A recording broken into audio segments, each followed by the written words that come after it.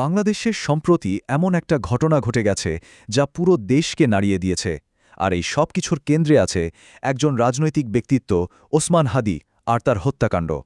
চলুন আজকের আলোচনায় আমরা এই ঘটনারই গভীরে যাব। ভাবা যায় মাত্র একজন মানুষের মৃত্যু, আর তাতেই পুরো একটা দেশ যেন আগুনে জ্বলছে। ওসমান হাদির মৃত্যুটা ছিল ঠিক সেই স্ফুলিঙ্গের মতো, যা দাবানলের মতো সারা দেশে বিক্ষোভের আগুন ছড়িয়ে দিয়েছে। তো চলুন প্রথমেই দেখি এই মৃত্যুর খবরটা পাওয়ার পর ঠিক কি হয়েছিল, কিভাবে তাৎক্ষণিকভাবেই সহিংসতা ছড়িয়ে পড়ল সারা দেশে। খবরটা ছড়াতেও দেরি হয়নি, মানুষও রাস্তায় নামতে দেরি করেনি। একটাই দাবি সবার মুখে, ন্যায় বিচার। তাদের আবেগ ছিল একদম স্পষ্ট, আর তাদের দাবিও ছিল সরাসরি, হত্যাকারীদের বিচার করতে হবে। আর এই বিক্ষোভ কিন্তু শুধু ঢাকা বা কোনো একটা শহরে সীমাবদ্ধ ছিল না, না, একদমই না। চট্টগ্রাম, রাজশাহী, সিলেট, রংপুর, খুলনা, বরিশাল, বলতে গেলে দেশের এক মাথা থেকে আরেক মাথা পর্যন্ত ছড়িয়ে পড়েছিল এই প্রতিবাদের আগুন। এমনকি ওসমান হাদির নিজের জেলা ঝালকাঠিতেও পরিস্থিতি ছিল উত্তাল। মনে হচ্ছিল পুরো দেশটাই যেন একসাথে জেগে উঠেছে। কিন্তু শান্তিপূর্ণ প্রতিবাদ বেশিক্ষণ থাকেনি। মানুষের জমে থাকা ক্ষোভ খুব দ্রুতই সহিংসতায় রূপ নেয়, আর তাদের আক্রমণের লক্ষ্যবস্তু হয়ে ওঠে ক্ষমতার প্রতীকগুলো, সেই সব ভবন, সেই সব অফিস যা প্রতিষ্ঠিত রাজনৈতিক শক্তিকে তুলে ধরে। এই ক্ষোভটা ঠিক কতটা গভীর ছিল তা বুঝতে হলে কিছু ঘটনার দিকে তাকাতে হবে। যেমন ধরুন, চট্টগ্রামে দুজন সাবেক মন্ত্রীর বাড়িতে আগুন লাগিয়ে দেওয়া হলো, রাজশাহীতে একটা বড় রাজনৈতিক দলের অফিস ভেঙে ঘুরিয়ে দেওয়া হলো, আর দেশের প্রায় সব বড় শহরেই টায়ার জ্বালিয়ে প্রধান প্রধান রাস্তাগুলো বন্ধ করে দেওয়া হয়। মানে এই হামলাগুলো কোনো বিচ্ছিন্ন ঘটনা ছিল না, এগুলো ছিল খুবই সুনির্দিষ্ট আর প্রতীকী। কিন্তু এই যে এত কিছু হলো, এর পেছনের ঘটনাটা কি? এই হত্যাকাণ্ডের পরিকল্পনাটা কিভাবে করা হয়েছিল? চলুন এবার একটু সেই দিকে নজর ফেরানো যাক, সেই ষড়যন্ত্রের একদম কেন্দ্রে। আইন শৃঙ্খলা রক্ষাকারী বাহিনীর তদন্ত যা বলছে তা রীতিমতো সিনেমার গল্পের মতো। তাদের ধারণা, এই পুরো হত্যার পরিকল্পনাটা করা হয়েছে শহরের কোলাহল থেকে অনেক দূরে, সাভারের একটা শান্ত নিরিবিলি কটেজে। ভাবুন একবার, বাইরে থেকে দেখতে একদম শান্ত পরিবেশ, কিন্তু ভেতরে ভেতরে চলছিল এক ভয়ঙ্কর ষড়যন্ত্রের প্রস্তুতি। 3.5 ঘণ্টা। হ্যাঁ, কর্তৃপক্ষ বলছে এই গোপন বৈঠকটা চলেছিল প্রায় 3.5 ঘণ্টা ধরে।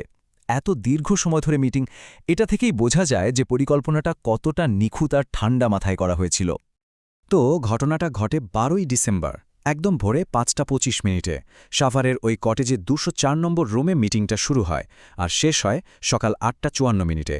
এরপরেই হত্যাকাণ্ডটা ঘটানো হয়, আর কাজ শেষ করে ষড়যন্ত্রকারীরা ঢাকা আরিচা হাইওয়ে ধরে ময়মনসিংহের দিকে পালিয়ে যায়। মানে শুরু থেকে শেষ পর্যন্ত প্রত্যেকটা পদক্ষেপ ছিল একেবারে ছক কষে করা। তদন্তকারী সংস্থা আর সিসিটিভি ফুটেজ থেকে কয়েকজনের নামও সামনে এসছে।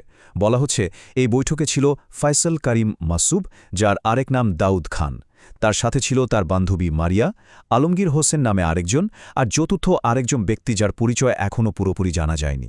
এদের নামগুলো সামনে আসায় ষড়যন্ত্রের জালটা যেন আরও পরিষ্কার হয়ে উঠছে।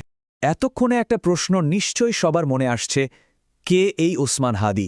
কেন তাকে এভাবে টার্গেট করা হলো? তার রাজনীতিতে এমন কি ছিল যা কারোর জন্য এতটা বড় হুমকি হয়ে দাঁড়িয়েছিল? এই প্রশ্নের উত্তর হয়তো ওসমান হাদির নিজের কথাতেই পাওয়া যায়। তিনি একবার বলেছিলেন, আমি মরে যাই, আমি শহীদ হয়ে যাই, এই লড়াই আমাদের জিহাদ, স্বাধীনতা, সার্বভৌমত্ব, ইনসাফ এবং সততার জন্য। এই কথাগুলো থেকেই বোঝা যায় তিনি জানতেন তার এই পথটা কতটা ঝুঁকিপূর্ণ, কিন্তু তারপরও তিনি তার আদর্শের জন্য লড়তে প্রস্তুত ছিলেন। আসলে সংঘাতটা ছিল একেবারে পরিষ্কার।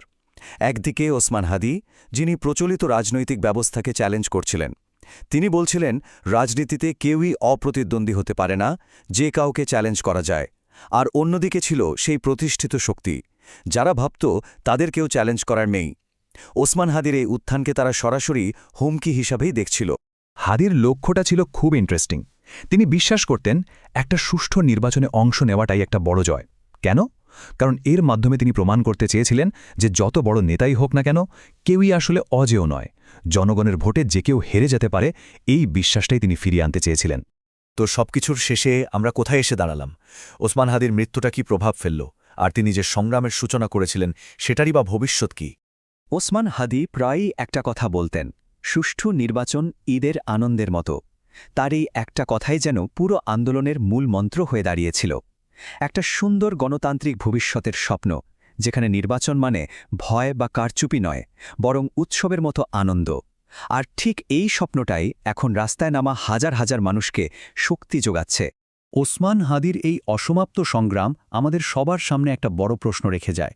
যখন কোনো আন্দোলনের নেতাকে হত্যা করা হয়, তখন কি সেই আন্দোলন শেষ হয়ে যায়, নাকি সেই নেতার মৃত্যুই আন্দোলনকে আরও শক্তিশালী করে তোলে? এই প্রশ্নের উত্তরটা হয়তো ইতিহাসই একদিন দেবে।